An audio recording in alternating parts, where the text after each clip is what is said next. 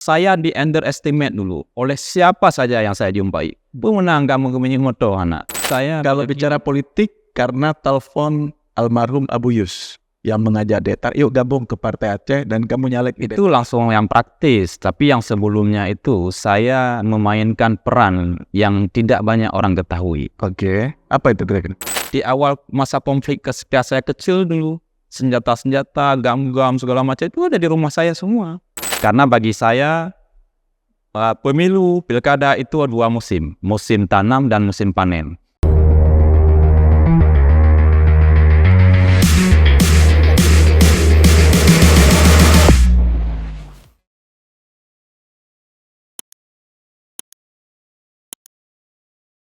Bismillahirrahmanirrahim. Assalamualaikum warahmatullahi wabarakatuh. Sahabat teras yang dimuliakan Allah Subhanahu wa taala.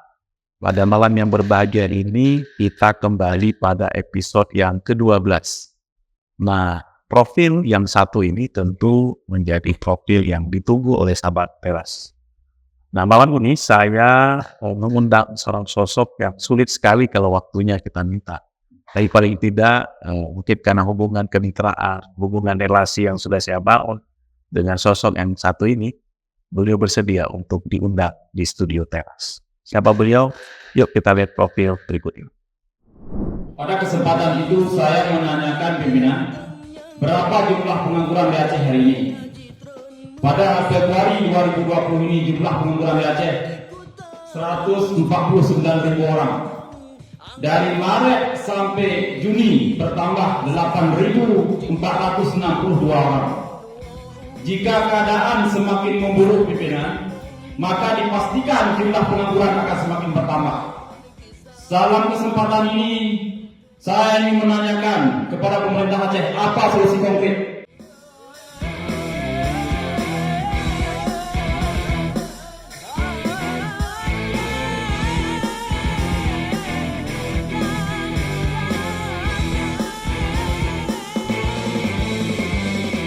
Mesin ke kampung bele nak karu nang robe mamu derti jatra besaban pakat ha basa pukeun ulong demulong nang rota puga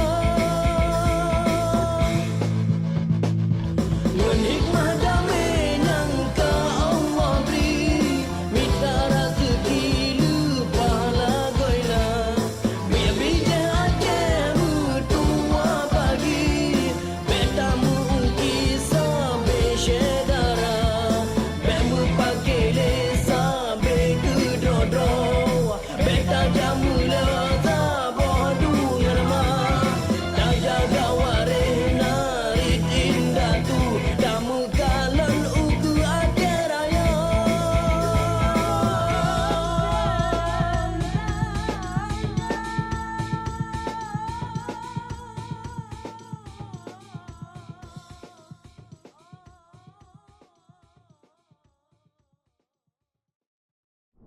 Sahabat teras yang dimuliakan Allah SWT, ini sekelumit dari profil dari saudara Tarmizi SP, Ketua Fraksi Partai Aceh, DPR Aceh.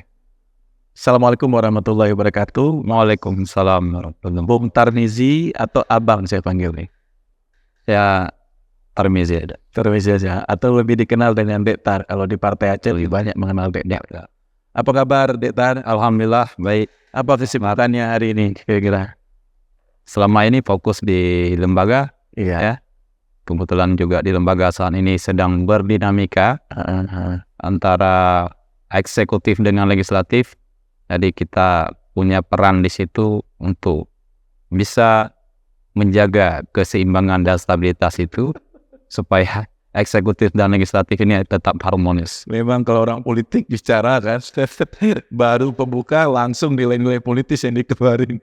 Luar biasa. Dektar, hari ini teras ngundang Dektar untuk bicara banyak tentang sosok Dektar, yang mudah-mudahan sosok Dektar ini bisa menginspirasi bagi anak-anak muda ya.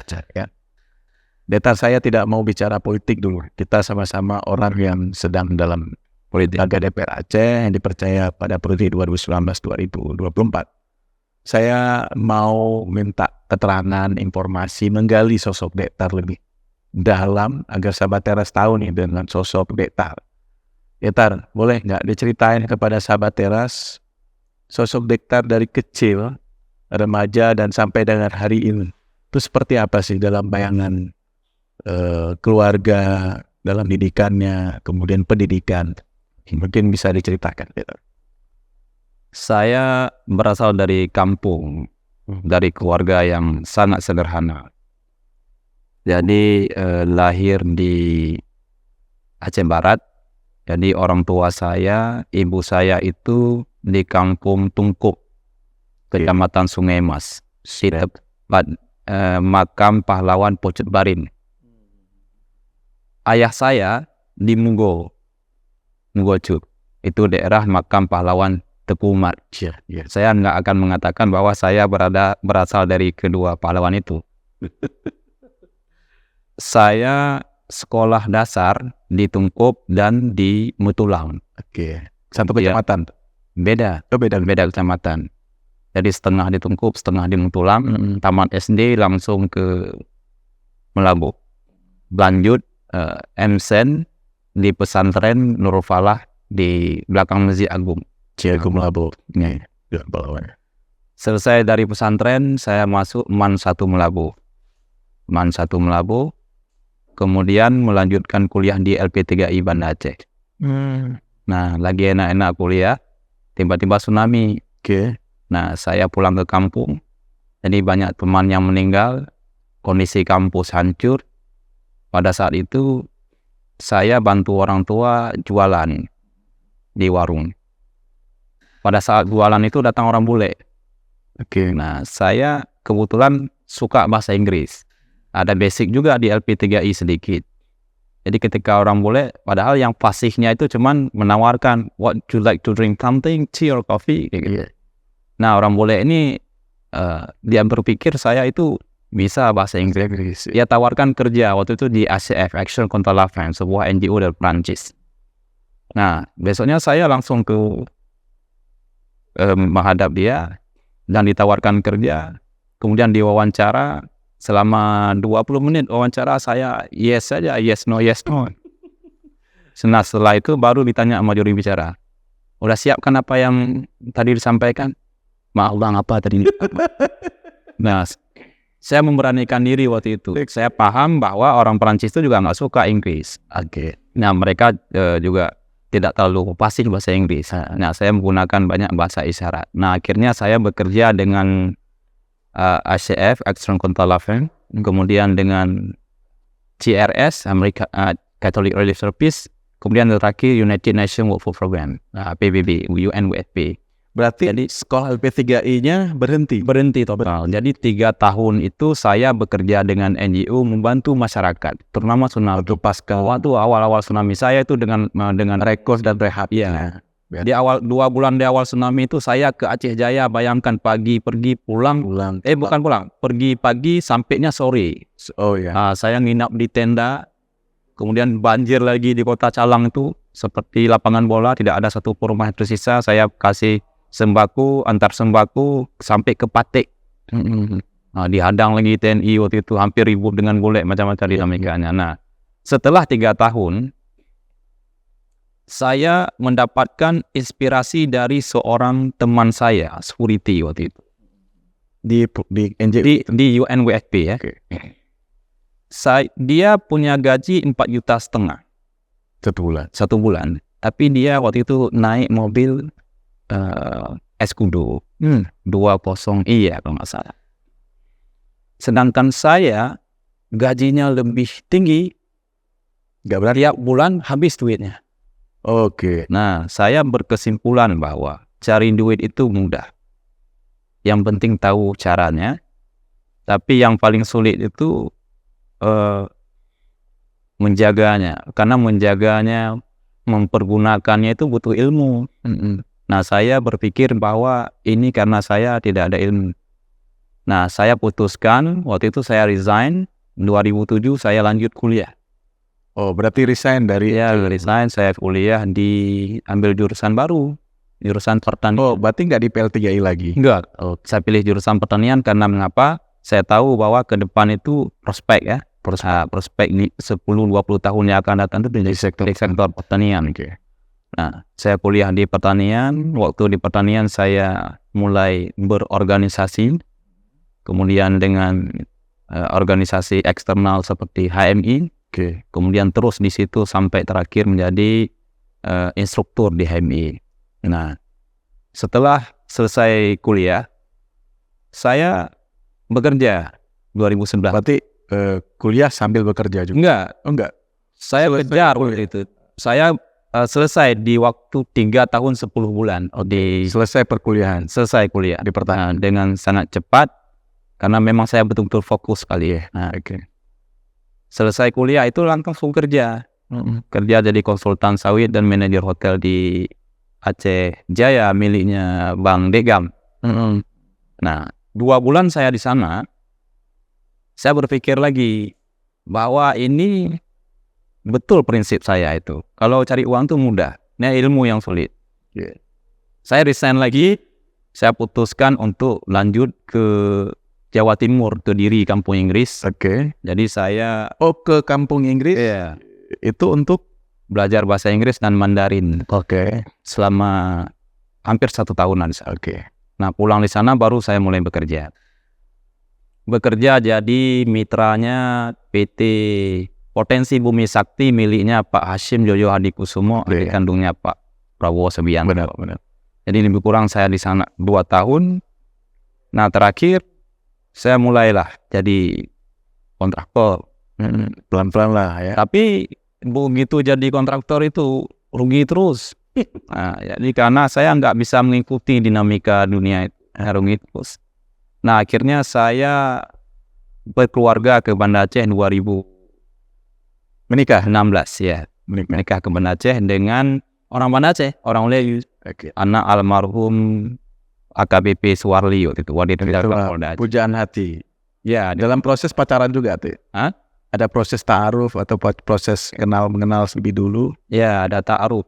Ta'arufnya itu juga diuntungkan oleh pertanyaan dia kan kuliah di Jakarta, mau ujian final perlu bahasa Inggris.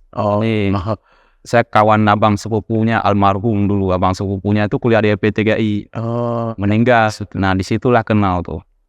Tahu saya bisa bahasa Inggris, dia tanya. Nah, gara-gara pertanyaan itu ya bahasa Inggris. Ya, diuntungkan baik itu ya. Oke, sebelum ke sana nih, Dektar ya. Sahabat Teras, kita tadi dengan pertanyaan masa kecil remaja, dan tadi udah sampai ke jenjang perkuliahan sampai juga menjadi kontraktor. Kita putuskan di situ. Saya sebagai host ini harus gali nih potensi Dektar ketika kecil. Ada nggak pesan atau didikan orang tua yang mengalir dalam potensi Dektar ketika sekolah tadi SD, kemudian MSen, pesantren juga, kemudian MAN, kemudian ke LP3I. Itu perjalanan itu sebenarnya inspirasi orang tua sebagai sosok seperti apa di mata Dektar? Kita dididik keras ya, kemudian lingkungan juga mendidik kita supaya jadi pribadi yang santun. Nah, saya bersyukurnya itu ketika orang tua memberikan pendidikan saya di Melabu. Karena proses hijrah itu yang telah membuat kita ini berkembang. Nah, saya juga melihat yang lain-lain itu, teman-teman yang sukses itu, mereka semua rata-rata 80% orangnya hijrah. Dari lingkungannya, dari tempatnya, sebuah perjalanan yang sangat dinamika, dan perjalanan itu tidak mudah bagi saya waktu itu ya. Kemudian apalagi ya saya di keluarga sempat broken home. Nah, jadi keluarga kita broken home, saya sempat putus asa, hampir hilang kendali waktu keluar dari pesantren. Kita punya cita-cita ini karena waktu itu orang tua mau naik haji ya, mau lanjut kuliah nanti, sekolah di Melabuh, di mana ada rumah, ada ini segala macam, tiba-tiba hilang semuanya, sempat blank waktu tamat di pesantren. Dan saya nggak mau pindah dari rumah itu sendiri, saya di situ selama beberapa bulan. Datang orang kampung rame-rame memberi motivasi, ayo bangkit. Makanya saya lanjut sekolah Niman waktu itu. Saya tinggal dengan saudara. Nah, saya di sana menemukan makna kehidupan, bahwa pada akhirnya nanti kita tetap sendiri dan kita harus terus berjuang mengejar masa depan. Berarti kalau kita tanya lah ya, kesuksesan Dektar hari ini ya, ada nggak pesan inspirasi dari orang tua? Kalau Dektar katakan tadi, Dektar mengalami masa-masa sulit gitu ya, ketika menjadi anak yang broken home. Ya, Paling tidak sosok orang tua di mata Dektar sendiri gitu. ya. Saya sampai hari ini berkeyakinan kuat. Perjalanan saya dimudahkan jalannya sejauh ini, itu betul-betul saya yakini karena kekuatan doa mama, Orang tua, ibu ya, mas. kekuatan doa beliau. Jadi itu yang kita rasakan ya, karena perjalanan spiritual itu susah dijelaskan. Ya, Hanya artinya bisa dirasakan. gini Dektar, ini mohon maaf nih, bukan untuk mendalami problem keluarga Dektar, tapi paling tidak tadi catatannya adalah bahwa doa orang tua itu menjadi doa yang mustajab kepada seorang anak, yang mengalir terus-menerus, dan itu menjadi sebuah perjalanan yang menjadi kekuatan bagi kita sebagai anak ya. Apa kekuatan yang Dektar dapatkan dari seorang ibu pada saat itu, yang menguatkan Dektar sampai dengan hari ini? Jadi pesan ibu saya itu kebetulan almarhum kakek saya itu Khalifah Sulu. Oke. Khalifah Sulu. Beliau sampai menceritakan bagaimana bertemu dengan malam Lailatul Qadar. Bintang itu segede bulan purnama semuanya. Nah, saya juga punya guru di pesantren. Saya simpulkan dari 3 nasihat ini hampir sama. Jadi kekuatannya adalah kekuatan meyakini akan takdir Allah. Jadi prinsip-prinsip bertauhid ya. Jadi segala sesuatu itu kan sudah ditakdirkan akan keluarga kita nanti berkeluarga dengan si ini, putus hubungan dengan keluarga dan nanti akan jadi ini segala macam. Itu tauhid. Jadi saya menjalani aja itu. Jadi tidak putus asa lagi, dan makanya segala sesuatu saya nggak pernah cerita, termasuk jadi DPR nggak pernah cerita. Karena itu saya meyakini takdir pasti. Jadi nanti saya prosesnya di mana? Di proses mempersiapkan diri saja. Jadi sosok ibu sekarang masih ada? Masih lengkap semua orang. Oh, masih dua-duanya. Saya sangat akur, dan rumah tangga yang begitu gede saya itu, mereka kalau misalnya maulid nanti pulang kampung, orang tua saya kumpul semua itu. Oh, oke. Oke, Dektar. Tadi kita sekelumit soal pribadi Dektar kita udah ungkit. Kemudian juga Dektar udah cerita juga nih, nanggung cerita Dektar soal Dektar berada pada posisi resign 2 kali, 2 perusahaan yang sebenarnya banyak orang ini harusnya sudah luar biasa di posisi pada saat itu Dektar ya pasti.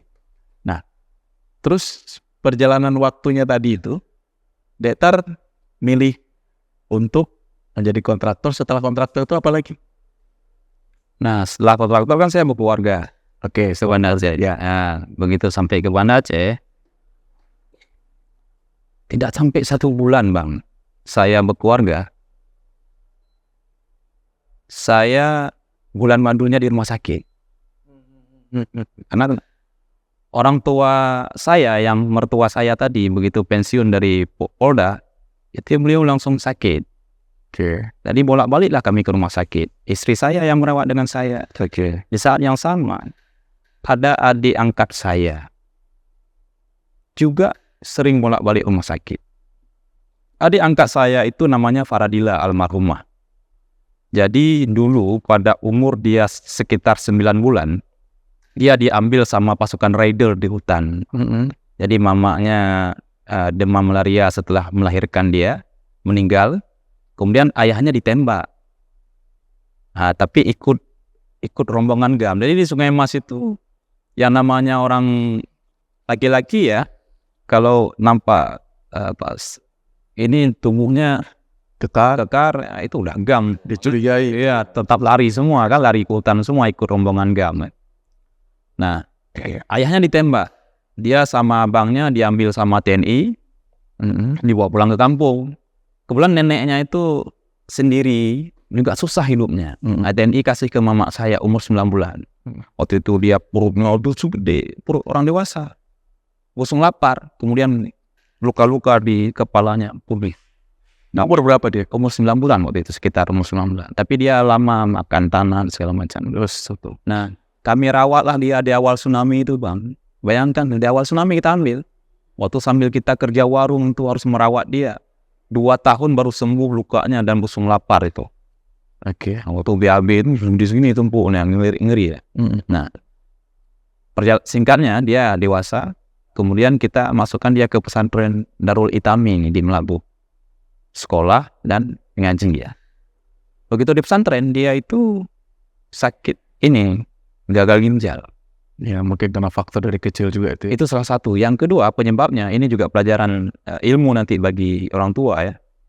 Dia itu tidak suka sayur, kurang minum, dan dia suka sekali sama yang namanya bumbu-bumbu itu. Oke. Bumbu mie dan masako. Maka kenapa masako sering gila Penyedap. penyedap itu, dia suka. Sembunyi-sembunyi itu. Pernah kita keras sekali mendidik dia supaya tidak, tapi akhirnya ya gagal ginjal. Nah, begitu gagal ginjal, saya dengan istri merawat itu di rumah sakit bolak-balik. Oke. Pada saat lagi ngurus-ngurus itulah tiba-tiba dihubungi oleh almarhum Abu Yus ya, mantan Panglima Agam Aceh wilayah Barat Raya Melabu, kemudian juga ketua partai. Suruh saya maju DPR Elek. tahun dihubunginya 2017 tuh, awal-awal Baru pilkada. Ramli selesai pilkada ya. Soal Ramli sebagai bupatinya ya. Ya.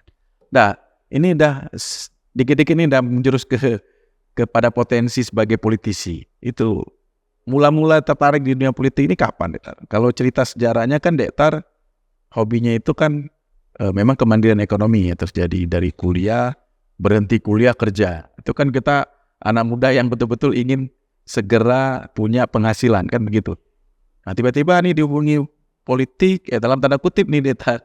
Politiknya identik kan orang-orang yang punya duit. Ya, saya sebenarnya nggak ada tujuan nih politik, nggak ada cerita. Good. Saya ke kampung Inggris itu ceritanya ingin melanjutkan studi di Australia S2. Cuman pulang dari sana orang tua saya nggak mengizinkan, sempat nangis saya juga 1 bulan tuh, nggak selera makan. Udah capek-capek belajar, mempersiapkan diri, orang tua betul-betul melarang, Bang. Jadi saking nampak keramannya orang tua, hari ini saya sampai menjelang maghrib, malamnya langsung dipesiju, besok paginya tas saya isi laptop, flash disk semuanya lengkap tuh hilang dicuri. Nah, makanya di situ semua Hikmahnya ya. ya hikmah. Ya kalau sana ke Australia nggak bisa jadi anggota DPR nih. Nggak terkenal seperti hari ini dia. Saya nggak ada cita-cita. Tapi saya Kalau bicara politik karena telepon almarhum Abu Yus yang mengajak Dektar, yuk gabung ke Partai Aceh dan kamu nyalek itu langsung yang praktis. Tapi yang sebelumnya itu saya memainkan peran yang tidak banyak orang ketahui. Oke. Apa itu kira-kira? Abu Yus itu dalam politik selalu berdiskusi dan musyawarah minta pendapat ke saya. Termasuk saya memainkan peran ketika almarhum itu dengan Pak Ramli ya bang kandungnya putus komunikasi, saya yang menjembatani. Nah terakhir ketika tahun 2012 almarhum Abu Yus tidak mencalonkan Pak Ramli sebagai calon Bupati Aceh Barat melalui Partai Aceh, dan Pak Ramli memilih melawan Partai Aceh ya, dengan ya dinamika yang berkembang. Nah begitu selesai kan mereka masih tegang. Saya pulang dari Pari, Jawa Timur, alhamdulillah dengan izin Allah dalam waktu 3 bulan kalau nggak salah saya mendamaikan mereka. Saksi hidupnya masih ada, dan orang lain tidak satupun mampu mendamaikan waktu itu. Nah saya sudah terbiasa dengan peran-peran seperti itu dan juga terlatih ya pola komunikasi dan segala macam waktu di PBB kemarin itu di UN. Jadi dunia politik berarti secara praktisnya waktu 2017. 2017 yang diajak. yang mohon pilkada dari 2006 tuh saya terlibat behind the scene. Behind the scene. Saya pelajar betul tuh ketika kuliah dan segala macam, misalnya kuliah di pertanian, politiknya tinggi itu. Dunia aja juga belajar, tapi saya nggak mau terjun praktis sebelum waktunya. Kenapa menarik? Tiba-tiba memilih Partai Aceh, partai lokal. kan banyak pilihan-pilihan Iya. partai nasional gitu atau partai lokal yang lain gitu. Sebenarnya punya keinginan juga sih. Kalau partai nasional itu saya ada cita-cita nanti suatu saat bisa nasional gitu. Tapi saya sudah terikat secara historis dengan Partai Aceh. Oke, dengan perjalanan tadi. Dengan jadi keluarga besar saya itu yang anak abang mama anak abang kandung ada abang mama itu semuanya GAM. Oke. Ya, bahkan ada satu orang yang sampai hari ini jasadnya tidak tahu di mana. Nah, Abu Yus itu suami kakak GAM meninggal. Abu Yus suami kakak sebenarnya. Oke. Jadi orang berpikir saya langsung dengan Abu Yus, abang saya, bukan. Itu suami kakak. Nah, yang lainnya meninggal semua. Saudara-saudara di kampung itu kan banyak orang GAM semua. Jadi di mana basis-basisnya Partai Aceh. Nah, dari situ kemudian di awal masa konflik ketika saya kecil dulu, senjata-senjata, GAM-GAM segala macam itu ada di rumah saya semua. Jadi memang Berarti boleh dibilang bahwa Dektar di Partai Aceh ini bukan orang baru. bukan, saya keluarga, makanya saya biasa itu ya. Oke. Kalau Jadi orang melihat dengan hari ini Dektar punya prestasi Ya, di dapur lagi ketua fraksi di Partai Aceh untuk DPRA. Ini kan bukan ujuk-ujuk ya, ujuk-ujuk karena sesuatu dalam tanda kutip, bukan yang pragmatis, tapi ada historis, ada historis. ya punya nilai yang berbeda dengan teman-teman yang menganggap bahwa orang sipil masuk kepada Partai Aceh. Kan Partai Aceh ini kan masih ada dikotomi nih, dikotomi antara kombatan, orang-orang sipil yang bergabung gitu ya. Nah, hari ini kan orang melihat ada warna baru nih di Partai Aceh, kehadiran Dektar. Rupanya sejarahnya memang Dektar sudah melekat. Ya, saya nggak bisa nggak di Partai Aceh. Karena historisnya itu ya. Sejarah. Kemudian basis suaranya, kebetulan keluarga besar ada di situ. Nah itu sahabat teras. Kalau saya masuk partai lain, saya nggak terpilih. Saya nggak. Ya itu sahabat teras, berarti Dektar yang menjadi ketua fraksi, ya nggak ujuk-ujuk juga. Jadi memang punya nilai historis. Yang orang mungkin tidak melihat Dektar dengan historinya. Nah hari ini sudah bongkar. Kita udah bisa lihat bagaimana Dektar yang sebenarnya di Partai Aceh dalam perjalanan politiknya. 2017 itu secara pragmatis, artinya secara praktisnya, ya kan tujanka 2019-2024 untuk dicalonkan. Ya. Padahal sejarahnya Dektar, sudah ya baik dari keluarga, pendidikan maupun juga basis-basis yang sudah terawat di basisnya Partai Aceh. Dan inilah membuat Dektar masuk Partai Aceh dan berjuang. Sebenarnya saya dulu waktu putus asa frustasi karena broken home itu, saya udah masuk GAM sebenarnya. Oke. Saya diamanahkan oleh almarhum abang saya tuh. Abang GAM berarti? Iya, dan POM GAM Wilayah Melabu Raya. Oke.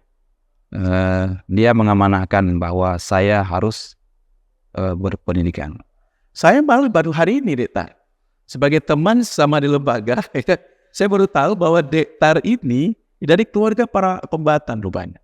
Saya kirain dulunya nih seorang aktivis yang direkrut oleh Partai Aceh, dan memang aktivitas dunia kampus, punya nilai kekritisan, kira-kira nih bisa nih punya warna tersendiri.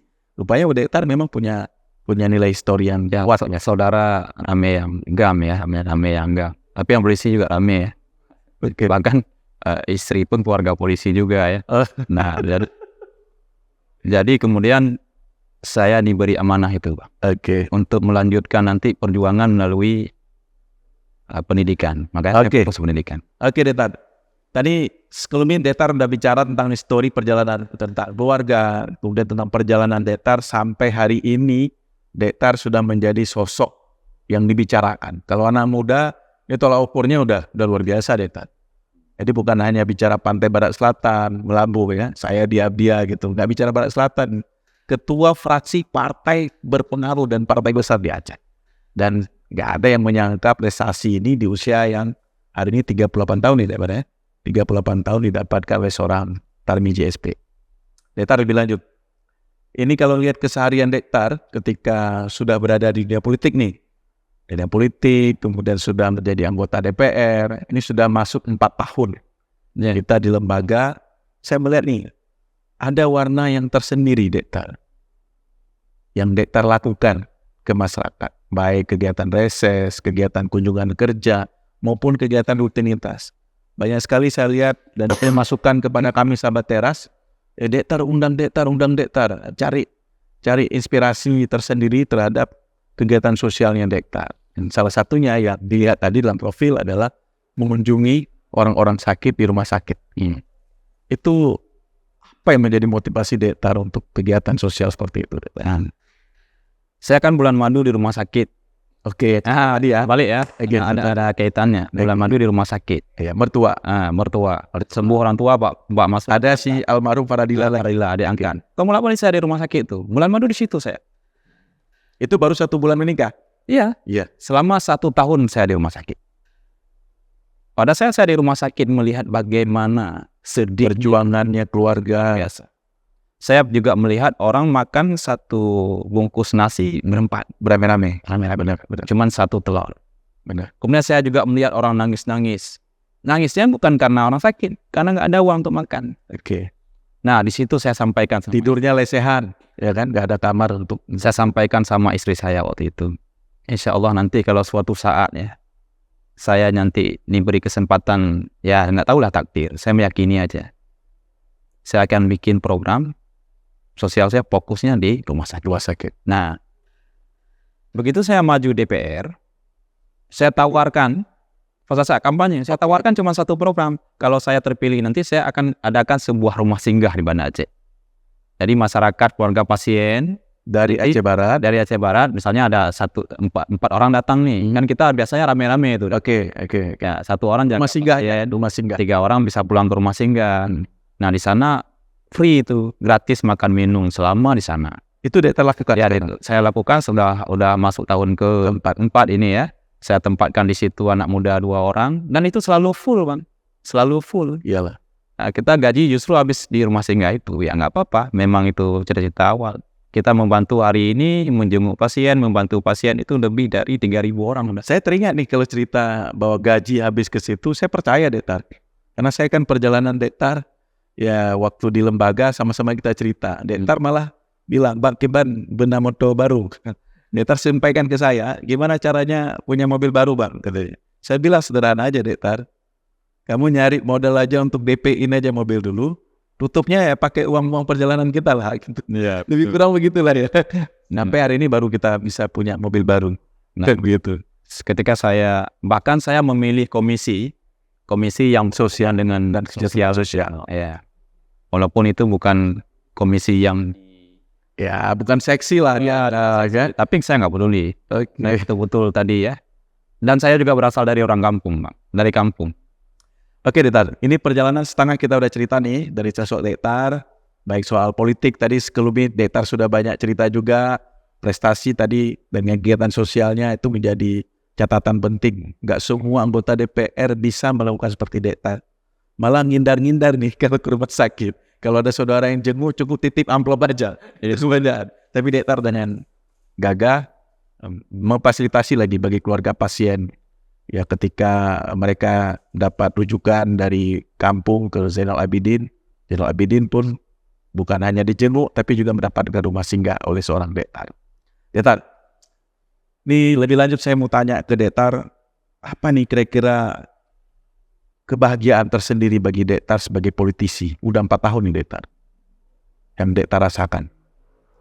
Sesuatu apa yang berkesan Dektar yang kira-kira Dektar rasakan? Ya, kepuasan batin. Iya, apa kira-kira? Ya.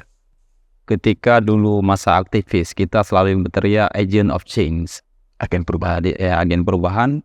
Ya, apa yang mau change itu apa ya? Ketika kita berada di posisi kita, saya menyampaikan ke masyarakat bagaimana menjadi anggota DPR yang sesungguhnya. Apa itu tugas-tugas DPR? Kita ingin buat perubahan, mencatat sejarah itu.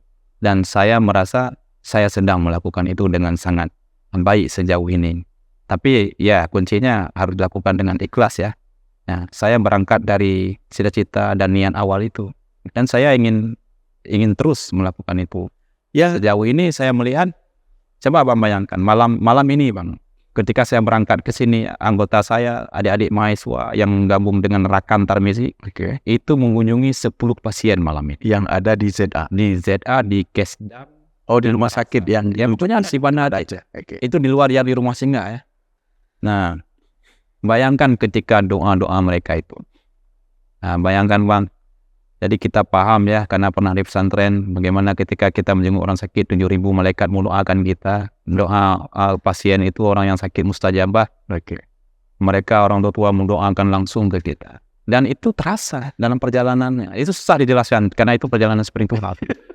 Nah, itu sebuah kebahagiaan yang sangat luar biasa. Oke, mudah-mudahan Detar Tapi yang kita tahu bahwa powernya DPR ini kan tidak terlalu besar. besar.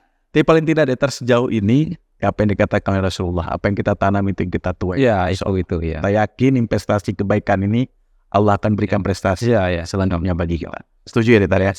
Baik, sahabat teras yang dimuliakan Allah SWT, tentunya kita udah pada penghujung ya cerita kita dengan seorang Tarmizi SP, Ketua Fraksi Partai Aceh di DPR Aceh.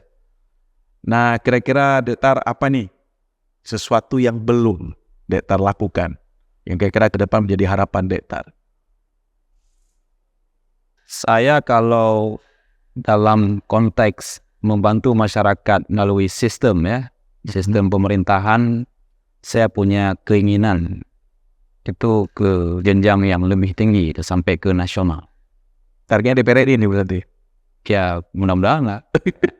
Ya nggak apa-apa, sampein aja supaya masyarakat tahu juga di target Karena DPR RI itu saya melihat itu betul-betul punya power lebih luas. ada lebih luas, dan kita punya peran di nasional untuk bisa membantu Aceh. Iya, DPR sesungguhnya ya di sana. Di DPR enggak DPRA ya. DPRA itu kita tunduknya ke Mendagri, gubernur juga tunduk ke Mendagri. Gubernur anak kandungnya Mendagri, sedangkan kita anak angkat. Makanya kalau ribut kita nggak pernah menang. Enggak pernah menang. Jadi kita nggak bisa apa-apa hari ini. Wah, Detar mungkin ke kartu nih. Baik sama teras itu ya kira-kira ya. Artinya Detar punya keinginan sesuatu yang ingin dicapai adalah sampai ke tingkat nasional. Tapi prinsip saya tetap Bang, saya tidak mau itu kan tujuan tadi ya, tidak mau bercerita saya harus jadi DPR, saya harus jadi ini jadi itu, enggak. Karena saya meyakini itu takdir pasti. Jadi Tinggal kita ngejalan. ya, fokus kita di sini, di mempersiapkan diri itu. Seperti mati Bang, nggak boleh cerita kapan mati. Udah pasti. Nah, karena itu udah pasti. Yang disuruh kan mempersiapkan diri menghadapi kematian. Ya benar, setuju Detar. Pesan moral Detar kira-kira untuk anak-anak muda hari ini? Nah, hari ini kita sedang diserang oleh judi online, ya, yang paling bahaya narkoba. Nah, saya bisa membayangkan 10-20 tahun yang akan datang kalau pemerintah dan kita semua nggak sadar ya, generasi penerus ini kan akan hancur. Oleh karena itu, sekarang kita perlu mengedukasi, mensosialisasi secara masif bahwa khususnya anak-anak muda ini ya, harus betul-betul paham politik ya, Bang. Paham politik. Karena untuk mengubah keadaan itu harus dilakukan dengan kekuatan kekuasaan.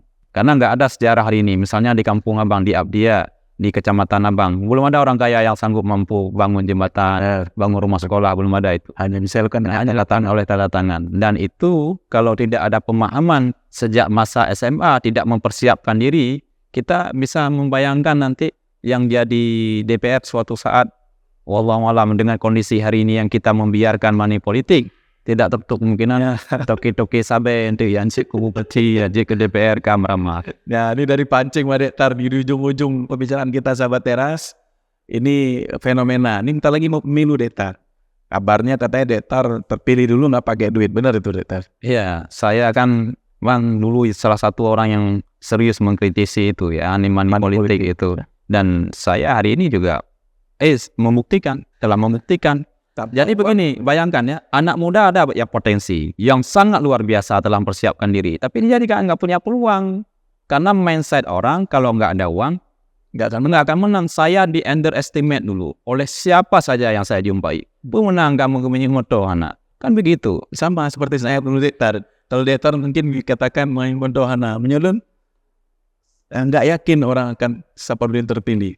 Karena kalau terpilih disumpah katanya, terpilih potong tangan saya. Ya betul. Saya bisa hitung ya kan. Terus saya pesapat lah bahasa Aceh ya kan. Anu jaronya ibarat kepanjut forward.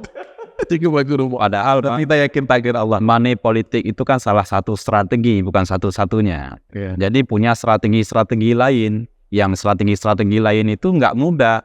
Nyen sebagian harus kayak kulai le, harus kayak le, harus nak pengalaman di mana-mana kan dengan strategi-strategi ini mengimbangi money politik tadi. Iya. Dan insya Allah hari ini sampai kapanpun saya akan tetap konsisten untuk melawan money. 2024 Tetap konsisten saya akan lawan money politik.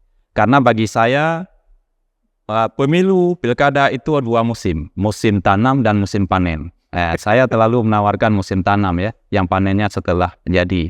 Dan saya sudah membuktikan itu. Amin Dektar 2024, mudah-mudahan masyarakat memberikan prestasi buat Dektar bertahan di DPR Aceh. Insya Allah. Amin, insya Allah sukses buat Dektar. Terima kasih sahabat Teras. Tarmizi SP menjadi inspirasi bagi kita anak muda. Perjalanan yang panjang sudah kita ulik, mudah-mudahan menjadi inspirasi bagi kita semua. Salah satu yang jadi pesan moral dia katanya adalah jangan gak melek politik. Ya, semakin banyak anak muda peduli politik, berani dan paham politik, maka negara ini akan semakin lebih baik. Yeah. Saya pikir itu. Salam sehat selalu. Billahi taufik wal hidayah. Assalamualaikum warahmatullahi wabarakatuh. Waalaikumsalam warahmatullahi wabarakatuh.